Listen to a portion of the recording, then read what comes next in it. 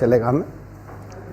तो इसका मतलब तीन चीजें हैं, नाइट्रोजनस बेस, पेंटोज शुगर और फॉस्फेट, तीनों मिलकर क्या बनाते हैं? न्यूक्लियोटाइड। और बहुत सारे न्यूक्लियोटाइड मिलकर एक मॉलिक्यूल डीएनए या एक मॉलिक्यूल आरएनए बनाते हैं। जब आपने डीएनए की स्ट्रक्चर पढ़ी तो आपने डीएनए को इस टाइप से देखा, बहुत समय से पढ़ते आ रहे हैं आप। तो यहाँ पर आपको शुगर, फिर phosphate, sugar phosphate, sugar phosphate की backbone, sugar phosphate, sugar phosphate, sugar phosphate की बैकबोन, और यहाँ पर नाइट्रोजनस बेसिस लगे होते। तो अब जो एक शुगर, एक फॉस्फेट और एक नाइट्रोजनस बेस, इतना जो हिस्सा होता है वो क्या कहलाएगा? न्यूक्लियोटाइड। और जब खाली शुगर प्लस बेस जुड़ेगा, शुगर प्लस बेस, शुगर कहाँ है? ये रहा, और नाइट्रोजनस बेस माना फॉर एग्जांपल फिर से ये है, तो ये शुगर प्लस बेस इतना हिस्सा क्या कहलाता है? न्यूक्लियोसाइड्स। और जब न्यूक्लियोसाइड्स के साथ फॉस्फेट भी जुड़ गया तो वो क्या कहलाएगा? न्यूक्लियोटाइड। तो बहुत सारे न्यूक्लियोटाइड जुड़कर एक डीएनए या एक आरएनए का फॉर्मेशन करते हैं।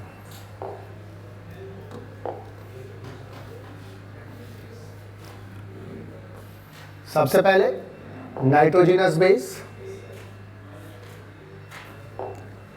नाइट्रोजनस बेस कल मैंने बताया आपको कि कार्बन और नाइट्रोजन से बने रिंग कंपाउंड होते हैं। These are the ring compound जो बने होते हैं। रिंग किससे बनी है? कार्बन और नाइट्रोजन की, तो C+N। और इनको नाइट्रोजनस बेस क्यों कहते हैं? क्योंकि ये रिंग कंपाउंड है लेकिन प्रॉपर्टी बेसिस जैसे ही शो करते हैं। तो जो प्रॉपर्टी बेस शो करते हैं वही ये शो करते हैं, इसलिए इनका नाम है नाइट्रोजनस बेसिस या नाइट्रोजन बेसिस। नाइट्रोजनस बेसिस क्यों बोला? कि नाइट्रोजन कंटेनिंग कंपाउंड है और प्रॉपर्टी किसकी शो कर रहे हैं? Therefore they are called nitrogenous base or nitrogen bases. On the basis of structure, nitrogenous bases are broadly of two types, pyrimidine या pyrimidine और दूसरा purines। जो छोटा है वो बड़ा है, जो बड़ा है वो छोटा है। pyrimidine नाम बड़ा है लेकिन ये एक सिंगल रिंग कंपाउंड होते हैं जिसमें रिंग में 4 और 2 नाइट्रोजन प्रेजेंट होते हैं। और नाइट्रोजन की पोजीशन 1 और 3। अगर ये 1 है तो ये 2 हो गया, ये 3 हो गया, ये 4 हो गया, ये 5 हो गया, ये 6 हो गया। अब जो डायग्राम आपका एनसीईआरटी में दिया हुआ है वो आप याद रखेंगे, बाकी चाहे याद रखें या ना रखें। इसके जो एग्जाम्पल है वो कौन से होते हैं? साइटोसिन, थायमीन और यूरेसिल।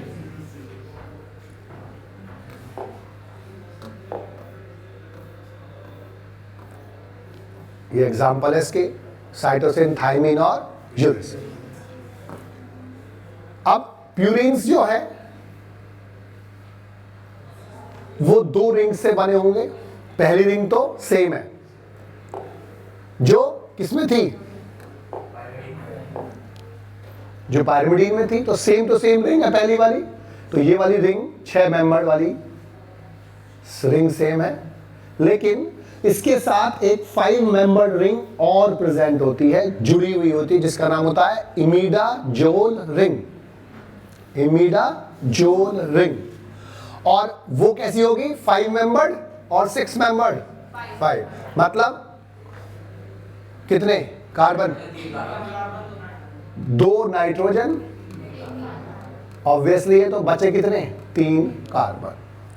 और इसमें नाइट्रोजन की position 1, 3, 7 and 9।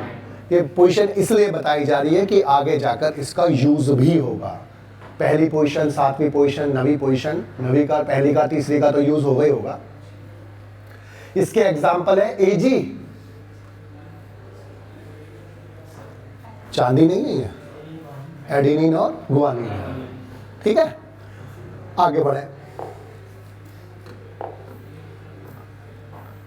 Pentose sugar 5 carbon containing sugar होती है, जिसमें 2 टाइप्स होते हैं, एक राइबोज और एक डीऑक्सीराइबोज। राइबोज का फार्मूला होता है C5H10O5, डीऑक्सीराइबोज का फार्मूला होता है C5H10O4।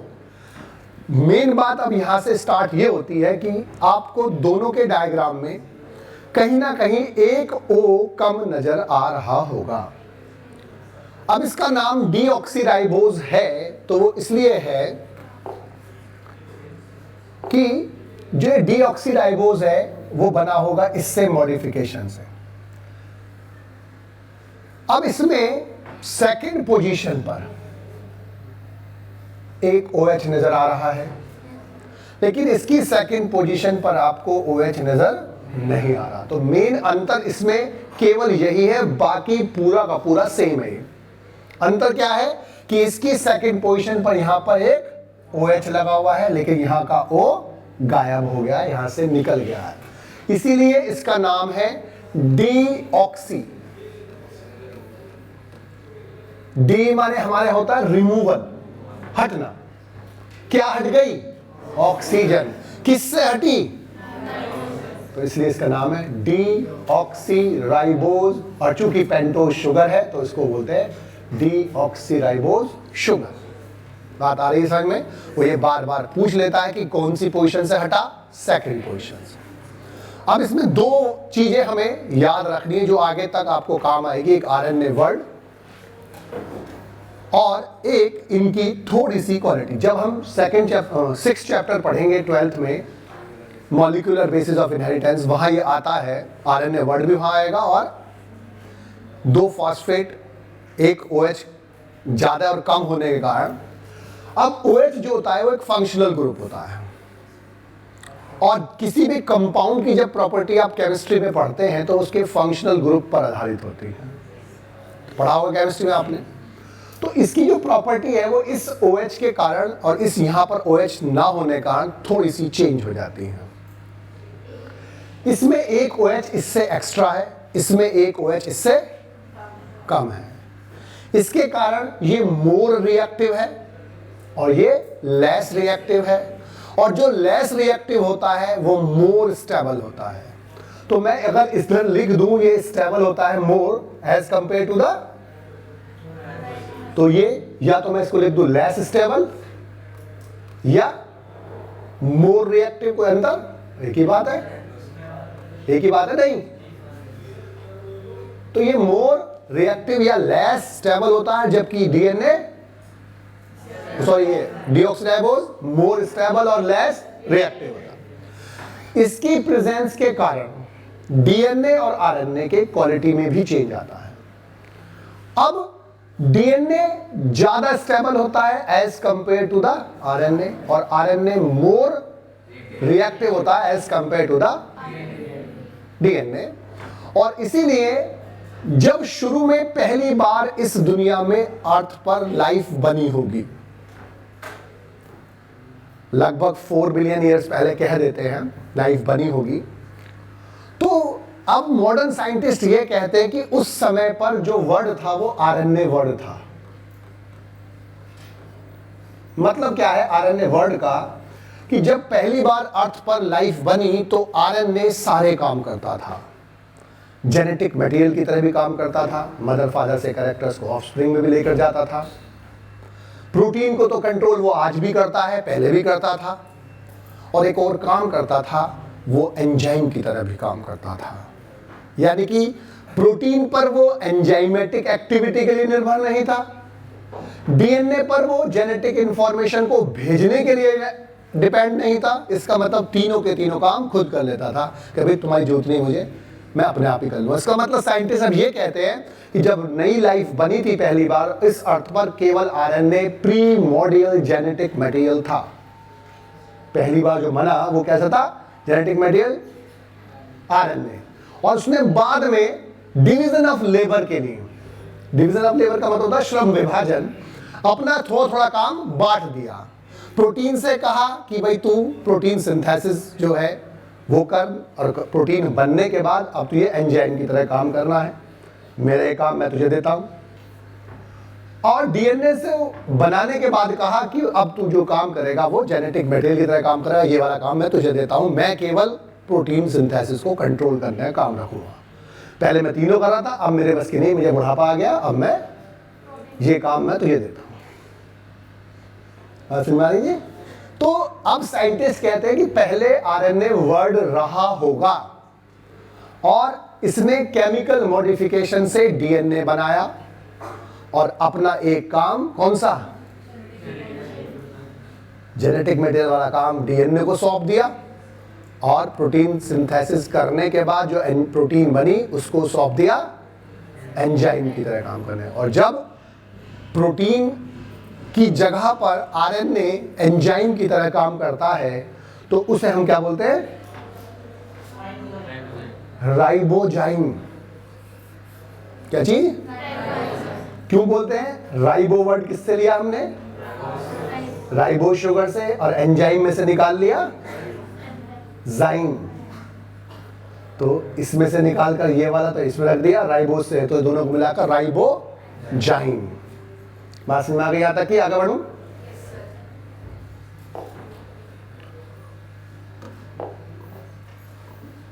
अब फॉस्फेट ग्रुप पर आ जाओ।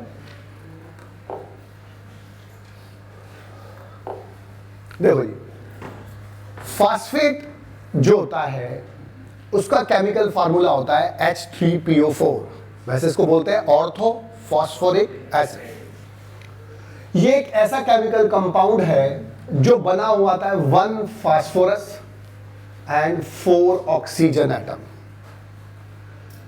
जब ये अटैच हो जाता है किसी भी मॉलिक्यूल से जिसमें कार्बन होता है, यानी कि कार्बन कंटेनिंग मॉलिक्यूल से जब ये अटैच हो जाता है तब हम इसको बोलते हैं फॉस्फेट ग्रुप। नॉर्मली क्या होता है ये H3PO4, लेकिन जब आप डीएनए आरएनए में न्यूक्लियोटाइड्स में देखोगे तो वो आपको नजर ऐसा आएगा। इसमें कितने ऑक्सीजन है, फास्फोरस 1, इसको बोलते हैं फॉस्फेट आयन, और वो उससे जुड़कर अब वो क्या कहलाएगा, फॉस्फेट। इसका मतलब ये है कि डीएनए आरएनए में ये प्रेजेंट नहीं होता, ये रिएक्शन में आता है लेकिन इसमें से H निकल जाते हैं, केवल जुड़ता कौन सा पार्ट है, ये वाला। कभी भी आप डीएनए आरएनए न्यूक्लियोटाइड न्यूक्लियोसाइड कुछ भी निकाल कर देखना, आपको नजर ये आएगा, ना कि ये वाला। तो फॉस्फेट का मतलब यहां पर क्या है, एक आयन जो अटैच हो जाएगा किससे, कार्बन कंटेनिंग कंपाउंड से, और वहां अब उसको क्या बोलेंगे, सिंपल फॉस्फेट बनेगा। किससे, वो इससे। दोबारा बताओ, आगे बात समझ में आ रही? तो फॉस्फेट का मतलब है ये वाला, ना कि ये वाला। आगे बढ़ो।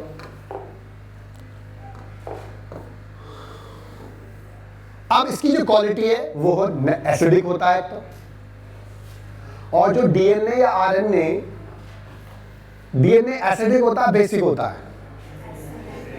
Acidic basic. क्यों होता है एसिडिक? क्योंकि उसमें H3PO4 से एसिडिक गुण प्राप्त होता है। वरना बेस जब हम पढ़कर आए थे तो उसकी क्वालिटी बेस जैसी थी, नाइट्रोजनस बेस की, तो उसके कारण वो कैसा हो जाना चाहिए था, बेसिक। लेकिन वो होता कैसा है डीएनए, एसिडिक और निगेटिवली चार्ज्ड। जबकि हिस्टोन प्रोटीन कैसी होती है, बेसिक और पॉजिटिवली चार्ज। और बेसिक क्यों होती है, rich in basic amino acid arginine lysine. अरे आर्जिनिन लाइसिन से क्या मतलब हुआ, जो भी बेसिक होती है वो तो आर्जिनिन और लाइसिन की किस्मत है, उनके साथ अटैच हो गई, लेकिन वो बेसिक नहीं होती तो फिर बेसिक कैसा होता। हाँ ये बात ना, वो बेसिक अमीनो एसिड है इसलिए वो बेसिक है। वो तो प्रेजेंट तो उसमें 2 है ना, तो वो बेसिक अमीनो एसिड प्रेजेंट है, इसके कारण वो बेसिक। क्योंकि प्रोटीन जो भी चार्ज रिसीव करता है वो अपने अमीनो एसिड रेजिड्यू के कारण चेंज कर अटेंड करता है। अगर वो बेसिक अमीनो एसिड वाले होंगे तो बेसिक चार्ज मतलब बेसिक बनेगा, एसिडिक होंगे तो एसिड होगा, न्यूट्रल होगा तो न्यूट्रल होगा। तो प्रोटीन जो भी चार्ज एक्वायर करता है वो अपने अमीनो एसिड रेजिड्यू के कारण करता है। रेजिड्यू माने होता है शेष होता है जो बचता हुआ था। खैर, अब इसी के कारण जो डीएनए होता है वो क्या होता है, एसिडिक और नेगेटिवली चार्ज होता है। अब नाइट्रोजनस बेस बॉन्ड बनाते हैं with the first carbon of pentose sugar. अब डायग्राम देखो, एनसीईआरटी में लिख रहा होगा कहीं ना कहीं न्यूक्लियोसाइड न्यूक्लियोटाइड का डायग्राम बनना होगा। अगर ये शुगर है और ये इसकी पहला कार्बन है फॉर एग्जांपल, ठीक है बात, तो यहां पर दूसरा होगा, यहां पर तीसरा होगा, यहां पर चौथा होगा, यहां पर सी वाला जो होगा वो पांचवा होगा। इस टाइप से डायग्राम बनता है कोई? हाँ, तो न्यूक्लियोसाइड देख लो बेटे, न्यूक्लियोसाइड देखने को कहा मैंने। तो डायग्राम में लेवलिंग लगभग इस प्रकार से होती है, 1 2 3 4 और 5 बाहर को नजर आएगा आपको। तो वो क्या कर, बहुत इंपॉर्टेंट बात है याद रखना, यहां पर यहीं से क्वेश्चन बनता है कि nitrogenous base form bond with first carbon of pento sugar to form a nucleoside. अगर मैं यहां से जोड़ दूं तो ये क्या जोड़ रहा है इसके साथ? ये क्या है? बेस। तो बेस हमेशा किससे जुड़ेगा? पहले कार्बन से। ये याद रखना पहली बात आपको, कि पोजीशनिंग कौन सी कहां पर है ये याद रखनी है, कि बेस जुड़ेगा पहले कार्बन से, पांचवें से नहीं जुड़ेगा। अब दूसरी बात समझो, अब दोनों ने मिलकर क्या बनाया? Nucleoside. Nitrogen of first place form the bond with sugar in case of pyrimidine, while in purines nitrogen of 9th position है, थर्ड आना चाहिए था।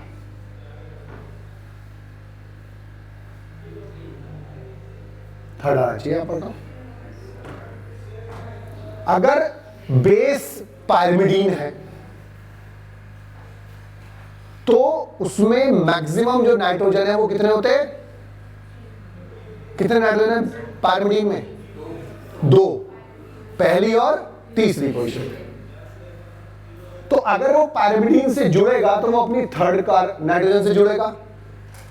लेकिन अगर इसकी जगह क्या होता? प्यूरीन, तो प्यूरीन में कितने नाइट्रोजन है? 4। कौन कौन से? पहला, तीसरा, 7वां, 9वां। तो ये जुड़ेगा अपने 9th पोजीशन से।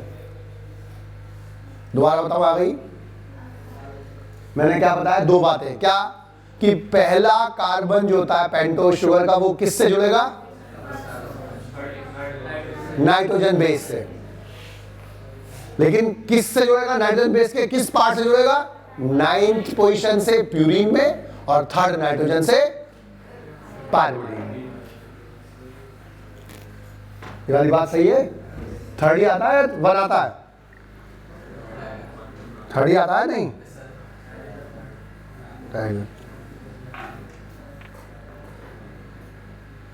चेक कर लेता हूँ।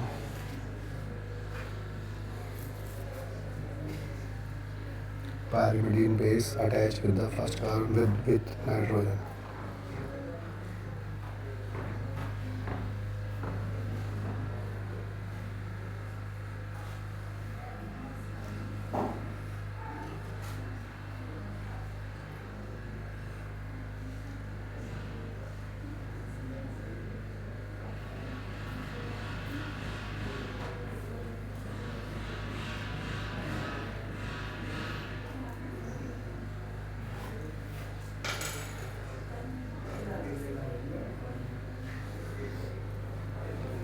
Which nitrogen of base is attached to the carbon of pentose sugar?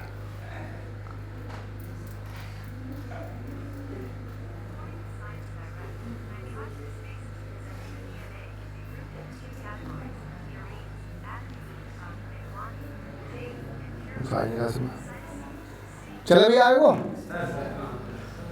तो 9th पोजीशन प्यूरीन की और मोस्ट प्रोबेबल 3rd पोजीशन होती है किसकी? एक बार चेक कर लेना, ठीक है? वैसे तो 3rd ही होती है, तो हल्का सा कंफ्यूजन आ गया तो आप एक बार चेक कर लेना, ठीक है ना? तो वैसे 3rd ही होती है। तो अब दोनों मिलकर क्या बनाएंगे? न्यूक्लियोसाइड्स। तो इसका मतलब अब जो इतना पोर्शन है वो क्या बन गया? न्यूक्लियोसाइड। अब डायग्राम देख लो, यही क्वेश्चन आया था एक बार नीट में न्यूक्लियोसाइड का।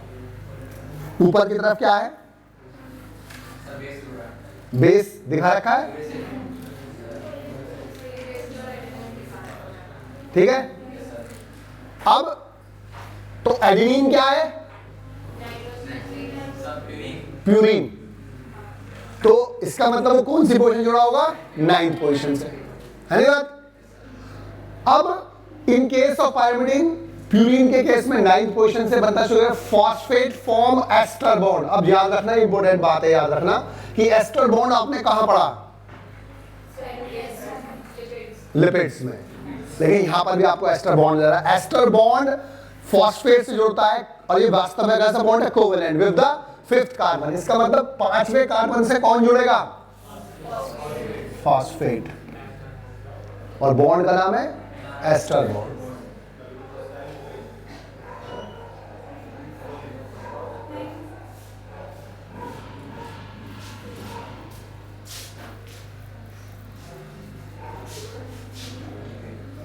ठीक बात। अब जब ये तीनों जुड़ गए तो ये क्या कराएगा? अब न्यूक्लियोटाइड। एक डायग्राम और दे रखा होगा इसमें न्यूक्लियोटाइड का भी। तो साथ में क्या? एडेनिन, एडेनिन के साथ है, एडेनिन है, एडेनिन के साथ फॉस्फेट और फॉस्फेट के साथ बेस, तीनों जुड़ गए। अब क्वेश्चन आपको ये पता होना चाहिए इसके ऊपर क्या लिखा हुआ है, तो बस वो आपसे वो वहां पर लिख देगा ए या बी। वो पूछ लेगा कि क्या है ये ऊपर वाला, आपका शुगर बना के भेज दिया अगर इसने ऐसे करके, तो उसने यहां पर आपका जो जुड़ा हुआ हिस्सा उसमें आपने लिख दिया ए, एक्स वाई कुछ भी लिख दे, तो वो पूछ लेगा ये क्या है, और यहाँ पे पूछ लेगा वो क्या है, यहाँ पर बी लिख दिया उसने फॉर एग्जाम्पल। तो आपको अगर ये पता है कि इधर क्या होता है पहली कार्बन पर? बेस, और बेस का नाम भी दे रखा होगा तो वो आपको पता होगा। और इधर उसने पूछ लिया तो वो क्या पूछ लेगा कि या ए एडेनिन, बी फॉस्फेट, या वो पूछ लेगा ए साइटोसिन, और यहाँ पर कुछ और दाग लगा दे वो आपसे ऑप्शन। लेकिन अगर आपको ये पता है कि यहाँ पर जुड़ा हुआ है बेस और यहाँ पर जुड़ा हुआ है फॉस्फेट, और ये पहली पोजीशन पर और ये 5वीं पोजीशन पर, बात आ गई समझ में? अब आगे बढ़ो। न्यूक्लियस,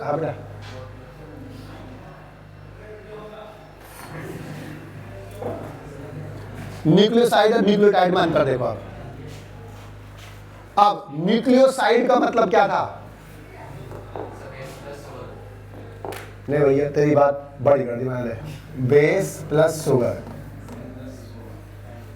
तो ये कह रहा है कि अगर बेस और शुगर आपस में जुड़ जाते हैं तो दोनों मिलकर क्या बनाते हैं? न्यूक्लियोसाइड। खाली शुगर, एस फॉर शुगर। लेकिन न्यूक्लियोटाइड कब बनेगा? जब union of nitrogenous base, pento sugar and phosphate. या तो हम ये कह दें कि तीनों जुड़ गए, या हम ये कह दें कि nucleoside plus phosphate is equal to nucleotide. बात एक ही है, या तो वो कहते हैं sugar plus base plus phosphate is equal to nucleotide, या वो कहते हैं न्यूक्लियोसाइड प्लस। ये कंपोनेंट है किसका? न्यूक्लियोटाइड का। अब यानी कि न्यूक्लियोसाइड के साथ जैसे ही क्या जुड़ जाएगा, क्या बना लेगा? न्यूक्लियोटाइड। और न्यूक्लियोटाइड कैसे बनता है? Phosphorylation of nucleotide.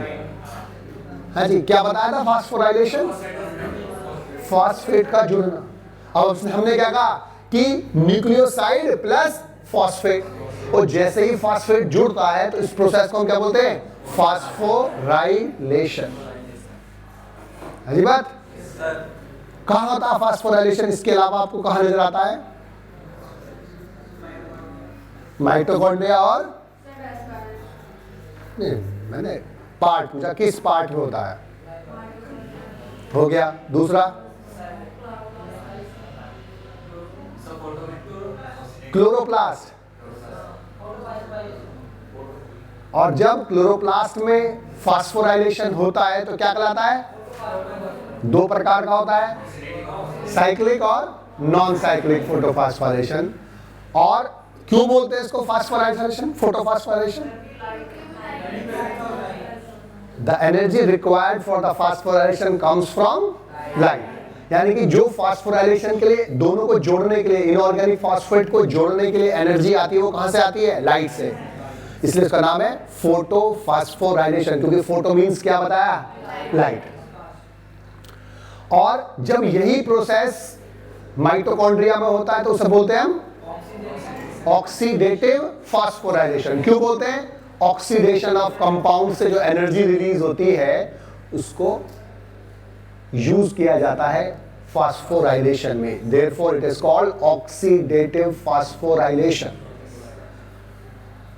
अब एक फोटोसिंथेसिस की डेफिनेशन जब आपने बहुत पढ़ी होंगी तो उसमें एक छोटी सी अच्छी सस्ती बढ़िया टिकाऊ एक डेफिनेशन आ रही है आजकल रिसेंट वाली, कि conversion of radiant energy into biochemical और पोटेंशियल एनर्जी। बस कहानी खत्म। पहले क्या हुआ करती थी, फॉर्मेशन ऑफ ग्लूकोज और organic molecules from inorganic CO2 and H2O in the illuminated chloroplast is called photosynthesis. Illuminated समझते हो क्या होता है? Illuminated का मतलब किसके लिए लगाते हैं हमारे यहाँ?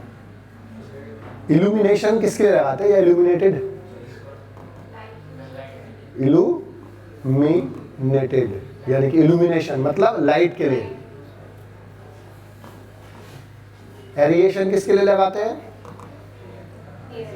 एयर के लिए। एयर का मतलब ठीक है। अब तो हमने इतनी बड़ी लाइन ना कहकर एक लाइन में फोटोसिंथेसिस खत्म हो जाती है कि कन्वर्जन ऑफ सोलर और रेडिएंट एनर्जी इनटू बायोकेमिकल और पोटेंशियल एनर्जी। कहानी खत्म। रिसेंट भी है, स्टैंडर्ड भी है, बढ़िया भी है, आसान भी है। कन्वर्जन ऑफ रेडिएंट यानी कि सोलर एनर्जी इनटू बायोकेमिकल और पोटेंशियल एनर्जी, ये बेसिक होता है। और ये एसिडिक। डायग्राम आपके पास दोनों तीनों हैं।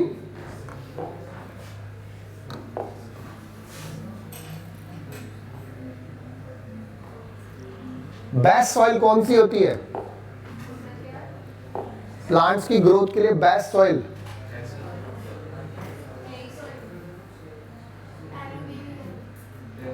एलुवियल। और कोई? बेस्ट सॉइल, बेस्ट पीएच क्या है सॉइल का? जो बेस्ट सॉइल कौन सी होती क्रॉप्स के लिए?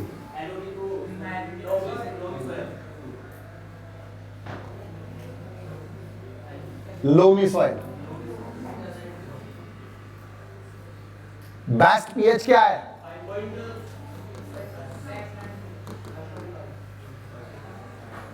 क्यों है बेस्ट? तीन बात समझ में आनी है हमें। तीन कारण है जिसके कारण loamy soil is the best soil. शायद 70% के आसपास सैंड और वो होता है, 30% के आसपास सिल्ट और वो दोनों। बेस्ट सॉइल क्यों है ये? High aeration. इसमें एरिएशन क्या होता है? हाई मतलब ऑक्सीजन एयर ज्यादा। High water holding capacity, high water holding capacity. अब जो कैपिलरी वाटर को होल्ड करने की कैपेसिटी होती है वो उसमें ज्यादा होती है। जब पानी ज्यादा होगा, ऑक्सीजन ज्यादा होगी, एयर ज्यादा होगी, बेस्ट ग्रो करेगा। और तीसरा, वाटर होल्डिंग कैपेसिटी ज्यादा है, एरिएशन ज्यादा है, और high root penetration power. High root penetration power, root आसानी से नीचे पायर्स कर जाती हैं।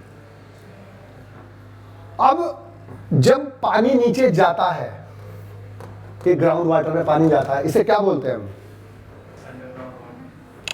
जाने को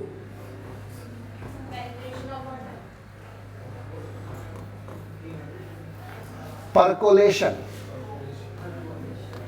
जब वाटर के साथ इनऑर्गेनिक सॉल्ट नीचे जाते हैं उसे क्या बोलते हैं? लीचिंग। एक चीज पढ़ाने का मतलब चार नई चीज बताना होता है। जिसको लिखना हो तो झड़ लिख लिया करो। आज तो वैसे भी लाइव क्लास नहीं चल रही है, कोई कुछ भी कर ले, कोई दिक्कत नहीं है। पानी का नीचे जाना, पैसे पानी, पैसे परकोलेशन। इनऑर्गेनिक सॉल्ट्स नीचे जाएंगे, लीचिंग। ये सब इकोलॉजी में पढ़ना है। पूरी बायोलॉजी की सबसे आसान यूनिट इकोलॉजी। थोड़ी सी लेंथी होती है, बस है बहुत आसान।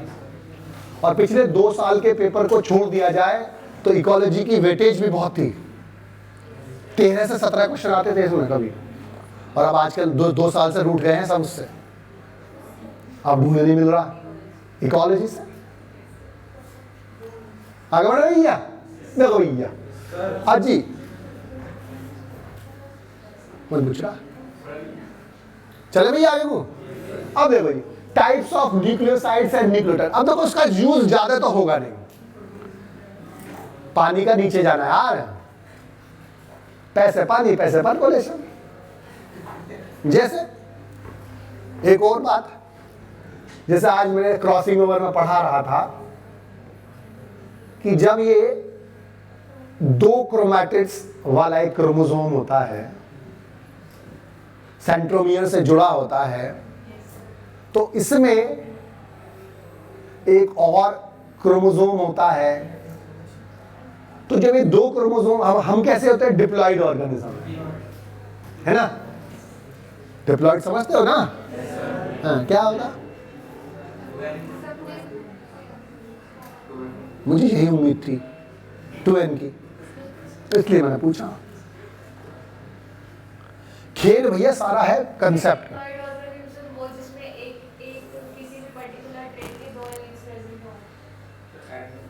चलो थोड़ी बहुत बात ठीक हो गई, और कोई बढ़िया बात है? कोई और? हैप्लॉइड, डिप्लॉइड, पॉलीपोलॉइड कुछ पता?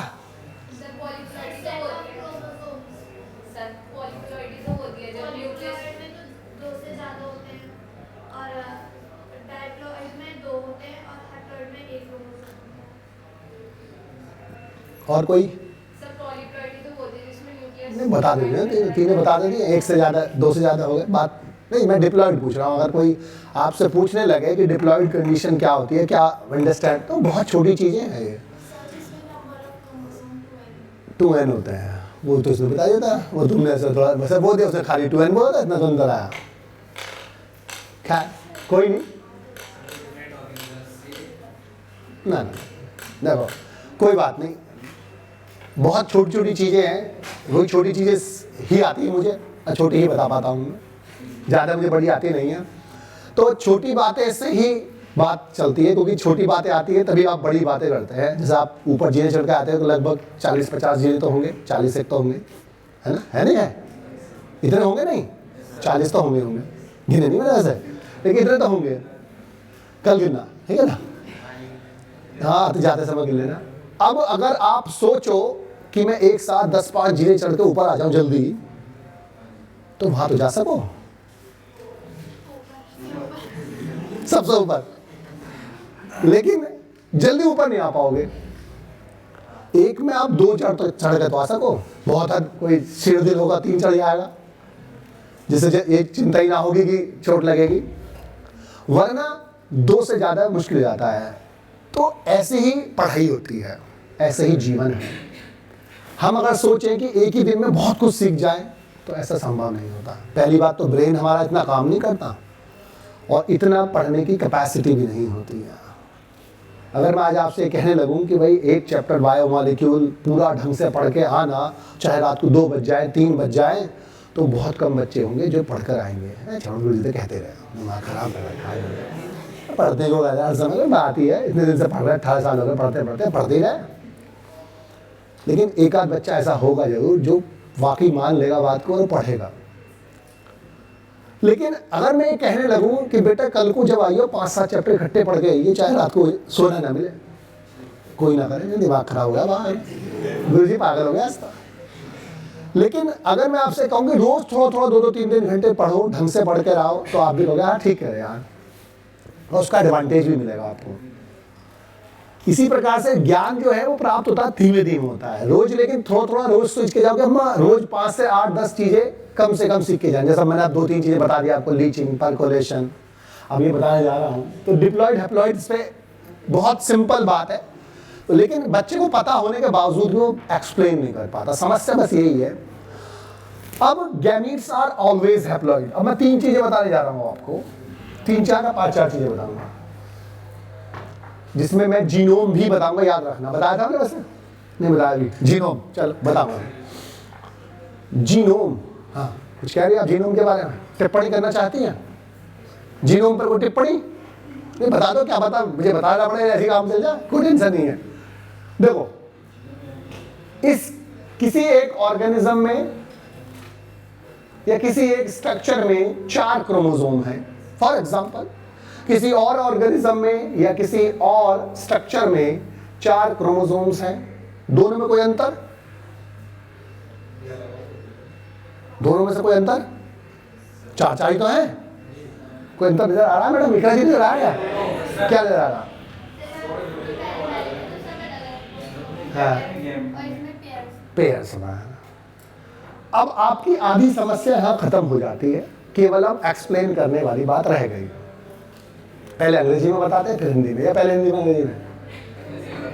नहीं, जो आप लोगों के लिए सूटेबल हो। पहले हिंदी फिर इंग्लिश? अरे बता दो, कोई बात नहीं, आजकल क्लास चल रही, बता दो। पहले हिंदी है ना? पहले हिंदी ना? देखो बेटा, देख, मजाक थोड़ा बहुत मैं इसलिए कर लेता हूँ बीच बीच में कि जिससे बच्चा थोड़ा रिफ्रेश हो जाए, लेकिन जो बेकार की बातें है ना, जो उर्दू में तो बातें अच्छी नहीं लगती। लिमिट में कोई भी चीज़ अच्छी लगती है। पहली बात तो मुझे आती नहीं, मैंने तेरे नाम थोड़ी लिया बेटा, मैं उसको कह रहा हूँ जिसने कहा, है नहीं बात?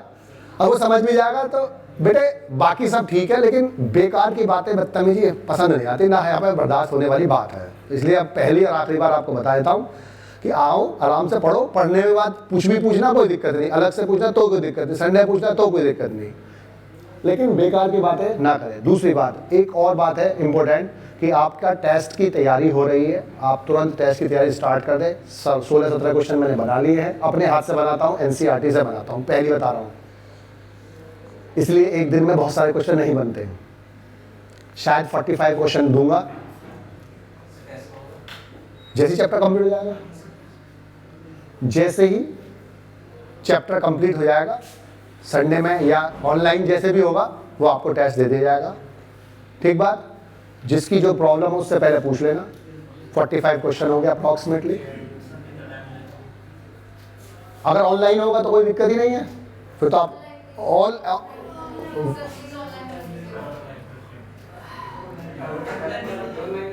इसमें क्या हो गया?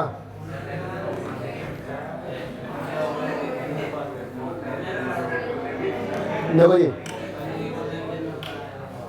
ठीक है बात, तैयारी अपनी करते रहेगा। अब बात चल रही थी हैप्लॉइड और डिप्लॉइड की और पॉलीप्लॉइड की, और उसके बाद जीनोम बताना, मैं भूल न जाऊं, याद रखना कि एक ऐसी कंडीशन जिसमें किसी ऑर्गेनिज्म में क्रोमोसोम यानी कि गुणसूत्र सिंगली होते हैं, यानी कि एकल होते हैं, दैट इज पेयर्स में उपस्थित नहीं होते हैं, युग्म में उपस्थित नहीं होते हैं, हैप्लॉइड कंडीशन यानी कि अगुणित कहलाती है। और एक ऐसा जीव या ऐसी संरचना, अगर गैमीट में तो संरचना है, ऑर्गेनिज्म में है तो ऑर्गेनिज्म है, और एक ऐसा ऑर्गेनिज्म जिसमें हैप्लॉइड कंडीशन पाई जाती है, अगुणित कंडीशन पाई जाती है, उसे भी हम हैप्लॉइड बोलते हैं। वो बात अलग है कि प्लांट्स में उसको गैमेटोफाइट बोल देते हैं। यानी कि condition in which chromosome in an organism present singly, that is not present in pairs, is called haploid condition, and the organism possessing or having, possess माने होता है रखना, bearing भी लगा सकते हो वर्ड, having भी लगा सकते हो, possessing this haploid condition is also called haploid. The lower organisms are considered as haploid and the gametes are always haploid. आगे सबके सामने दोबारा बताऊं, आगे एक ऐसी कंडीशन जिसमें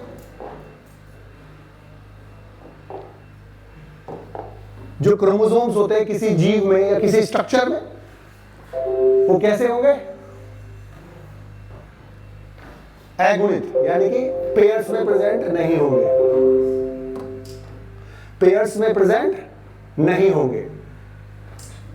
क्या कहलाएगी? Haploid condition. और वो ऑर्गेनिज्म या वो स्ट्रक्चर जिसमें वो प्रेजेंट होते हैं वो भी क्या कहलाएगा? हैप्लॉइड।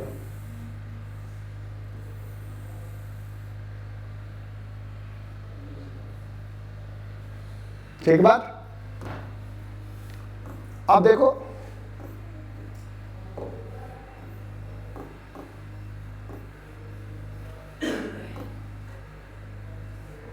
अब देखो ये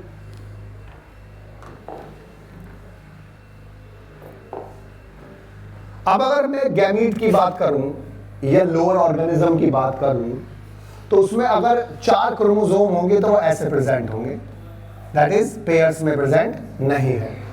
तो this condition is called haploid और the organism is also called haploid. तो सीधी बात है, जब किसी ऑर्गेनिज्म में, किसी स्ट्रक्चर में गुणसूत्र क्रोमोसोम पेयर्स में उपस्थित नहीं होते हैं, कंडीशन इज कॉल्ड हैप्लॉइड। और वो स्ट्रक्चर भी और ऑर्गेनिज्म भी अगर है तो क्या कहलाएगा? हैप्लॉइड ही कहलाएगा। जैसे बैक्टीरिया है, लोअर ऑर्गेनिज्म, सब क्या कंसीडर किए जाते हैं? Haploid. Prokaryotes are considered as haploids. लेकिन अगर यही 4 क्रोमोसोम किसी ऑर्गेनिज्म में, किसी स्ट्रक्चर में ऐसे होते हैं पेयर्स में, तो this condition is called diploid and the organism is also called diploid. लेकिन अगर यहां पर कंडीशन ऐसी हो जाए तो इट इज कॉल्ड पॉलीप्लॉइड। जब 3 होंगे तो ट्रिप्लॉइड, 4 होंगे तो टेट्राप्लॉइड, 5 होंगे तो पेंटाप्लॉइड, 6 होंगे तो हेक्साप्लॉइड, और 7 होंगे तो हेप्टा, और 8 होंगे तो ऑक्टा। और wheat is a hexaploid. Wheat hexaploid होता है, जो हम व्हीट खाते हैं वो हेक्साप्लॉइड होता है। और polyploidy is induced by colchicine, autumnal colchicine. जब चैप्टर 5 में पहुंचोगे 11th में, तो लिलिएसी फैमिली में आपको इसकी इकोनॉमिक इंपोर्टेंस में एक बार से, शायद राइजोम से उसके प्राप्त होता है, तो उसका नाम था कोलकाइसिन। तो वो पॉलीप्लॉइडी को इंड्यूस करता है। वो कैसे इंड्यूस करता है? क्वेश्चन ये भी आया था कि वो मेटाफेज स्टेज में स्पिंडल फाइबर्स के फॉर्मेशन को रोक देता है, जिसके कारण क्रोमोसोम्स डिवाइड तो होते हैं लेकिन वो सेपरेट होकर 2 नई सेल्स में विभाजित, 2 न्यूक्लियर में विभाजित नहीं होते हैं। तो एक के साथ बहुत सारे क्रोमोसोम वहां पर आपको नजर आते हैं। अब आई बात किसकी? जीनोम की। जीनोम की डेफिनेशन बहुत सिंपल, जिसे लिखनी हो लिख ले, जिसे याद रखनी है याद रख ले। ऑल द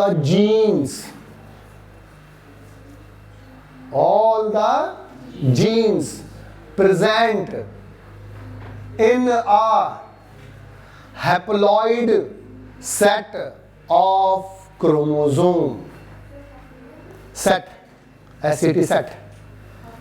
of chromosome, या एक और छोटी सी definition, all the genes present in a gamete. Gametes are always haploid. हमने क्या कहा? जितने भी जीन्स हैप्लॉइड क्रोमोसोम में, जैसे हमारे, अगर हम अपनी बात करें तो all the genes present in 23 chromosomes are called genome.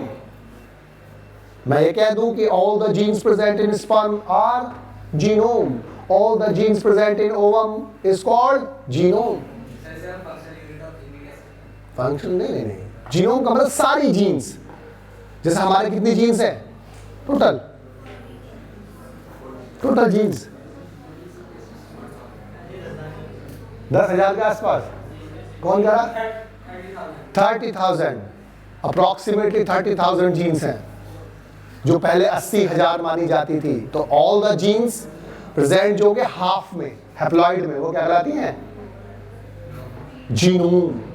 और गैमीट्स में जितनी प्रेजेंट होती है वो भी जीनोम है, क्योंकि गैमीट्स आर ऑलवेज हैप्लॉइड। जब हमने कहा हैप्लॉइड संरचना में जितनी जीन है वो क्या है? जीनोम में। तो गैमीट क्या होता है? हैप्लॉइड। तो वो ये भी कह सकता है आपसे कि जीनोम का मतलब हैप्लॉइड सेट में जितने क्रोमोसोम में उसमें जीन्स, या गैमीट में जीन्स। ठीक है बात जी? और गैमीट्स क्या होते हैं?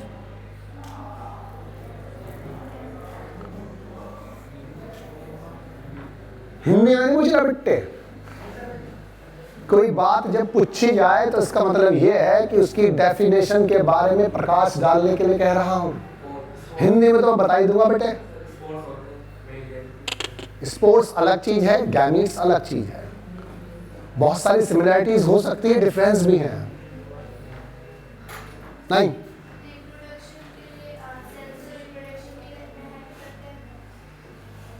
जेनेटिक सेल, जर्म सेल, पता है, सेटिस्फैक्टरी नहीं है। जरूरी नहीं है एक मेल एक फीमेल गैमेट हो, दो सेम जैसे भी गैमेट हो सकते हैं। हाँ जी,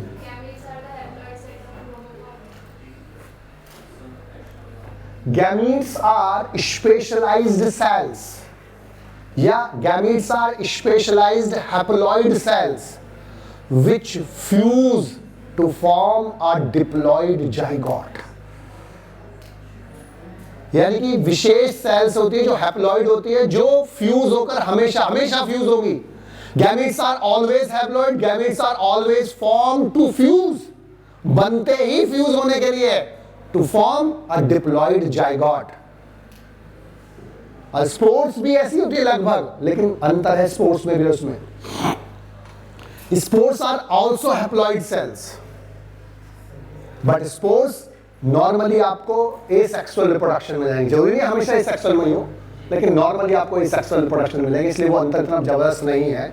दो मेन अंतर है हैप्लॉइड उसमें, स्पोर्ट्स में और गैमेट्स में।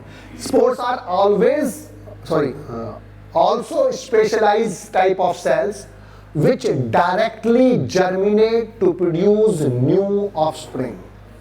वो कभी फ्यूज नहीं होते और सीधे जर्मिनेट होकर नया ऑर्गेनिज्म या नया पार्ट बनाते हैं। दूसरा, gametes are always haploid, gametes are always always always haploid, आंख मीच कर हैप्लॉइड, लेकिन स्पोर्स में भी डिप्लॉइड। स्पोर्स भी मोस्टली हैप्लॉइड ही होते हैं, लेकिन ऐसा नहीं है, कहीं ना कहीं आपको एक्सेप्शन पर वो डिप्लॉइड भी नजर आएंगे जब फंजाई वगैरह आप पढ़ोगे। समझ आ रही है? और इसके साथ एक और वर्ड यूज होता है सिनगैमी। सिनगैमी, SYNGAMY, सिनगैमी, पता किसी को? चलो, और कोई और खूबसूरत बताऊंगा इसको, बेहतरीन जो आप भी कहोगे क्या मजा आ गया बात में। नहीं, वो ट्रिपल फ्यूजन नहीं, मैं केवल सिंपल सिनगैमी पूछ रहा हूं। सिनगैमी का दूसरा नाम फर्टिलाइजेशन भी है, फर्टिलाइजेशन भी बोल देते हैं। सर निकाल दो तो मैं आधा कुछ कर रहा है, तो इसको हम क्या बोलते हैं? फर्टिलाइजेशन भी बोलते हैं। देखो कितनी बढ़िया बात बताऊंगा, आप भी बहुत कितना बढ़िया वर्ड यूज करा कि complete and permanent fusion of two compatible gametes leading to the formation of a diploid zygote। कितनी बढ़िया डेफिनेशन है, आप खुद सोचोगे जब लिखकर पढ़कर देखोगे ना तो यार मजा आता है। बताओ मेरे वजह से क्या दोबारा सुना, एक बार तो तुम्हें लिख पाएगा, सुपरमैन लिख पाएगा नहीं। फिर क्या बोला कि कंप्लीट एंड परमानेंट हो गया था, फ्यूजन ऑफ कंपैटिबल, बहुत ही इंपॉर्टेंट वर्ड है बेटा आज के जीवन में, कंपैटिबिलिटी, कंपैटिबल इतना ज्यादा यूज होने का लगा लड़कियों की तरफ से कि भाई साहब जीवन परेशान हो गया, is not a compatible to me, बहुत चलने लगा। चलन पहले कौन पूछा था, आज बड़ा तो चेंज है जीवन में। तो कंपैटिबल का मतलब क्या होता है? कंपैटिबल का मतलब एक दूसरे के लिए बना, जैसा हम बने तुम बने एक दूसरे के लिए बना, तो वाला हिसाब है एक दूसरे के लिए बने टाइप का मतलब एक दूसरे के लिए बिल्कुल फिट, फिट। तो compatible, COMPATIBLE, compatible gametes leading to the formation of a diploid zygote। बस ये देखना था मुझे कि किसने जाइगोट तो नहीं बोलना है, खाली जाइगोट से काम नहीं चलना। गैमीट से पहले हैप्लॉइड लगाना जरूरी और जाइगोट से पहले डिप्लॉइड लगाना जरूरी, वरना जवाब अधूरा। बात आई समझ में यहां तक की? अब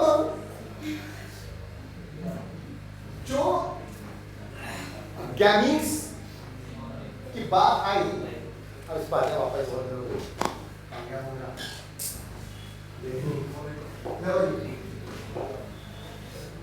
अब देखो types of nucleosides and nucleotides. अब देखो मैं बता रहा था कि इसका यूज बहुत ज्यादा नहीं होगा, लेकिन जब आप ट्रांसक्रिप्शन ट्रांसलेशन पढ़ने पहुंचो, जो बहुत ही इंपॉर्टेंट टॉपिक है, तो वहां पर ये वर्ड्स यूज होंगे तो आपको ये नहीं लगेगा यार ये कहीं पढ़े थे। देखो एडेनिन क्या है? प्यूरिन बेस, ठीक है बात। तो जब एडेनिन के साथ जुड़ जाएगी राइबोज शुगर, तो दोनों मिलकर क्या बनाएंगे? है क्या है एडेनोसाइन? भैया क्या है? लिख दो न्यूक्लियोसाइड। लेकिन इस पर्टिकुलर न्यूक्लियोसाइड का नाम है एडिनोसाइन।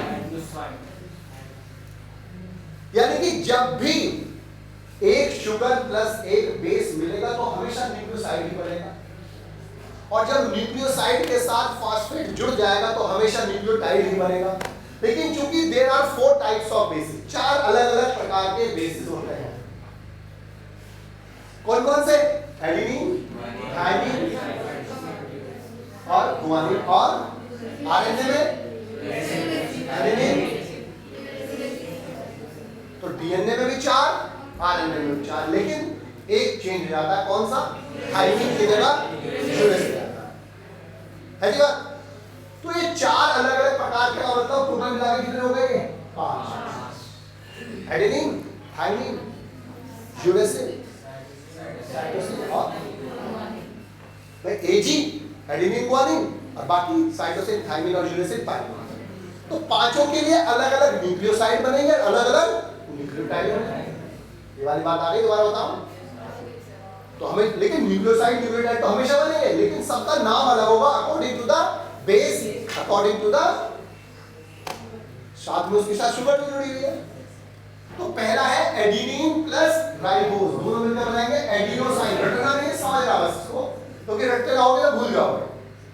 देखो एडेनिन के साथ राइबोज, एडिनोसाइन, इससे तो बना है एडेनिन से एडीई, एडीई, एन भी है, एन भी है, और यहां से चेंज हो गया, इसका ओ और साइन लगा के दोनों को मिलाकर एडिनोसाइन बना दिया।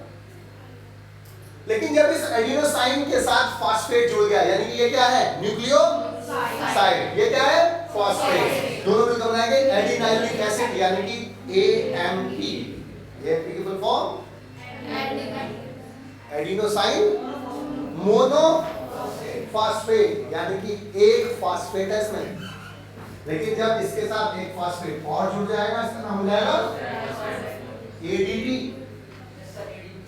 Adenosine diphosphate. एक और जो भी अगर अब जुड़ा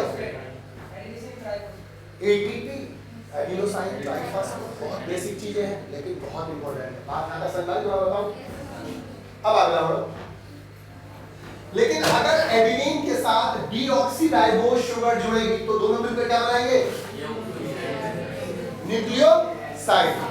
लेकिन अब के नाम एडिनोसाइन ना होवे। क्यों ना होवे?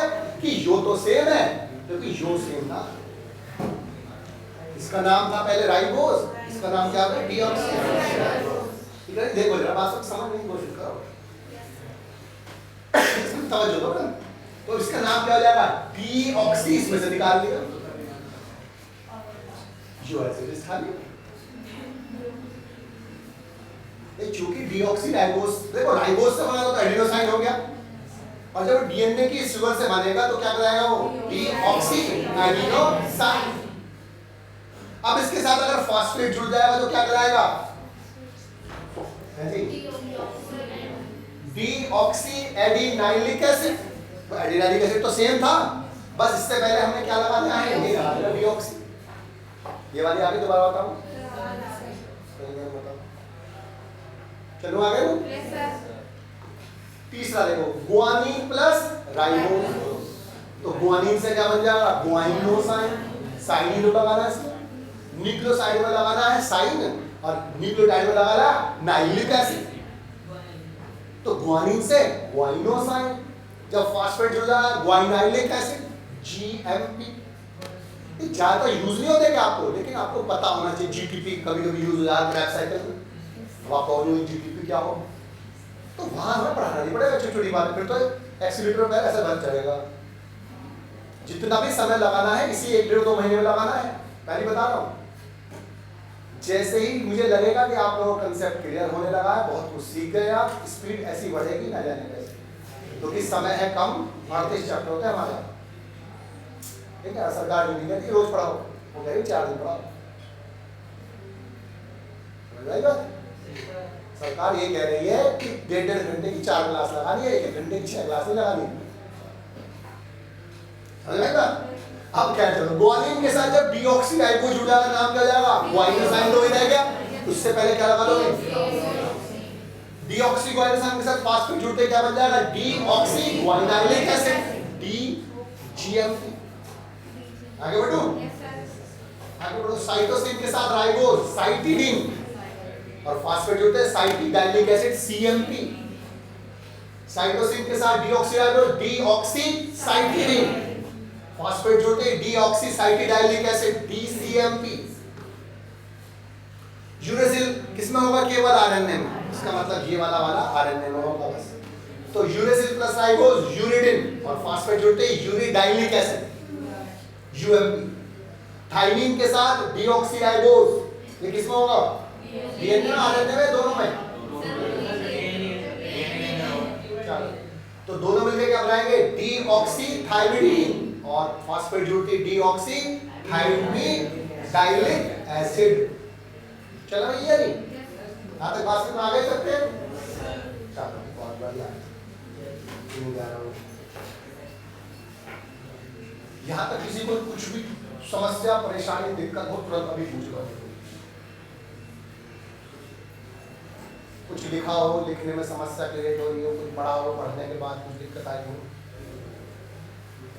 नहीं आप लोग नए आए हो आज, कहीं फर्स्ट डे आपका, और आपके साथ मेरा हो रहा था, आप दोनों फर्स्ट डे आपका, सेकेंड डे, और तो बने आए हैं ना बेटा, रेगुलर आओ, बहुत रेगुलर नहीं हो पा रहा बच्चा, कुछ दिन आता फिर चला जाता, फायदा नहीं होगा, क्योंकि जैसे ही नया दिन बच्चा आएगा ना, उसे 1-2 दिन तो समझ में आना क्या कह दिया मैंने, कहो ले लो गारंटी इस बात, बैठा रहता है बच्चा, लेकिन उसे लगता नहीं क्या हो रहा कि ऊपर से आने लगता है। लेकिन नए बच्चों से फिर बता रहा हूँ कि बैठे रहें, 1 दिन 2 दिन 4 दिन बैठे रहें, बराबर वाले से ज्यादा ना हो, तो इनसे जो पुराने आ रहे हैं उनसे पूछ ले कैसे पढ़ाऊँ, ज्यादा सबसे पहले ये पूछे करें है ना, जब वो कह रहे हाँ अच्छा पढ़ा तो रुक जाओ। होता क्या है, नया बच्चा जब आता है, मैक्सिमम बच्चों का, आपकी बात, हर बच्चे के मैक्सिमम बच्चे के कंसेप्ट लगभग जीरो, तो इसमें गलती आप लोगों की नहीं, आप जहाँ से पढ़ के आए वहाँ की गलती होती है। यूपी बोर्ड में वैसे भी बहुत माहौल खराब होता है, अधिकांश स्कूलों का स्थिति खराब है, तो इसमें आप लोगों की खता नहीं है, बस खता इसमें एक आपकी ये रही कि आपने स्वयं नहीं पढ़ा, उन्होंने नहीं पढ़ाया उनकी खता नहीं है, वो तो कोई नहीं करता किसी के लिए, लेकिन आपने खुद नहीं पढ़ा ये गलती, लेकिन अब वो हो गई सो हो गई, लेकिन अब आपकी गलती ये रहेगी और आप बिना पढ़ो तो पढ़ रहे हो, किसने कहा था इससे पढ़, पहले नोट्स पढ़ने फिर एनसीईआरटी पढ़नी, नहीं तो वहाँ पे भी बहुत जुगाड़ थे पढ़ने, बेटा देख जिसने कसम खा ली ना मुझे पढ़ना है, उसे कोई रोक नहीं पाया, और जिसने कसम खा ली मुझे पढ़ना नहीं, उसे भगवान के अलावा कोई नहीं पढ़ा पाया, ना पढ़ा दो उसमें बात खुद इतना करेगा बस, ऊपर से का बुद्धि ऐसी जाएगी उसका IQ 140